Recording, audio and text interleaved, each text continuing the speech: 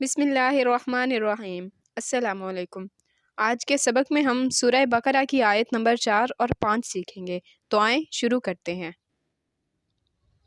आयत नंबर 4 में है वाज़बरवाज यानी और, अल्लदीना वो लोग जो, वल्लदीना और वो लोग जो, युमिनूना वो ईमान लाते हैं या वो ईमान रखते हैं, बिमा के दो हिस्से हैं, बी यानी पर या इस पर, और माँ यानी जो।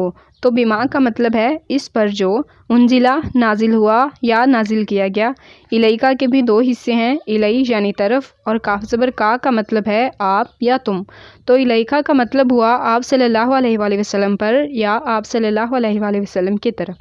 चूँकि अल्लाह ताला इस आयत में नबी करीम सल्लल्लाहु अलैहि वसल्लम से मुखातिब हैं, तो हम आपके साथ सल्लल्लाहु अलैहि वसल्लम पढ़ेंगे, क्योंकि जहाँ भी हजूर सल्लल्लाहु अलैहि वसल्लम का जिक्र हो दुरूद पाक पढ़ना फ़र्ज़ हो जाता है।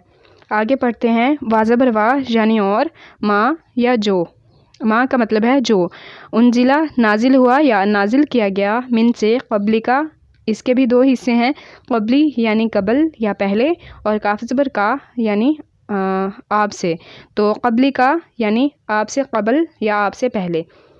आयत के शुरू से पढ़ते हैं। वल्लदीना और वो लोग जो, युमिनूना ईमान लाते हैं, बिमा इस पर जो, उनजिला नाजिल हुआ, इलैका आप सल्लल्लाहु अलैहि वसल्लम की तरफ, वमा और जो, उनजिला नाजिल हुआ, मिन से क़ब्ली का आप सल्लल्लाहु अलैहि वसल्लम से कबल या पहले।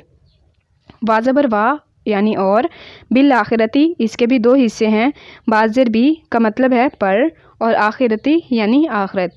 तो वबिल आखिरती और आखिरत पर या आखिरत के दिन पर, हम वो युक़िनून वो यकीन रखते हैं, वबिल आखिरती हम युक़िनून और वो आखिरत पर या आखिरत के दिन पर यकीन रखते हैं। अब पूरी आयत का तर्जमा करते हैं। इसे मुहावराती तर्जमा भी कहते हैं। वल्लदीना युमिनूना बिमा उनजिला इलैका वमा उनजिला मिन क़ब्लिक वबिल आखिरती हुम युक़िनून, और वो लोग जो ईमान लाते हैं इस पर जो नाजिल हुआ आप सल्लल्लाहु अलैहि वसल्लम की तरफ, या जो नाजिल हुआ आप सल्लल्लाहु अलैहि वसल्लम से पहले, और वो आखिरत पर यकीन रखते हैं। अगली आयत है। उलाइका वही लोग यानी या यही लोग, अला पर, हुदन हिदायत, उलाइका अला हुदन यही लोग हिदायत पर हैं, मिन से रब्बी रब, हिम उनका या अपना, रब्बी हिम वो उनके रब की तरफ से हिदायत पर हैं। उलाइका अला हुदम मिर रब्बिहिम इसका मतलब है यही लोग अपने रब की तरफ से हिदायत पर हैं। आगे है वा उलाइका, वा का मतलब है और, उलाइका यही लोग यानी और यही लोग, हम वही हैं जो अल मुफ्लिहून फ़लाह पाने वाले हैं, व उलाइका हुमुल मुफ्लिहून और यही लोग फ़लाह पाने वाले हैं या कामयाब हैं। ये लोग वही हैं जिनकी 5 निशानियाँ अल्लाह ताला ने पिछले आयत में बयान फरमाई हैं। पहली ये कि वो गैब पर ईमान लाते हैं, यानी अल्लाह ताला पर बगैर देखे ईमान लाते हैं। दूसरी है कि नमाज कायम करते हैं।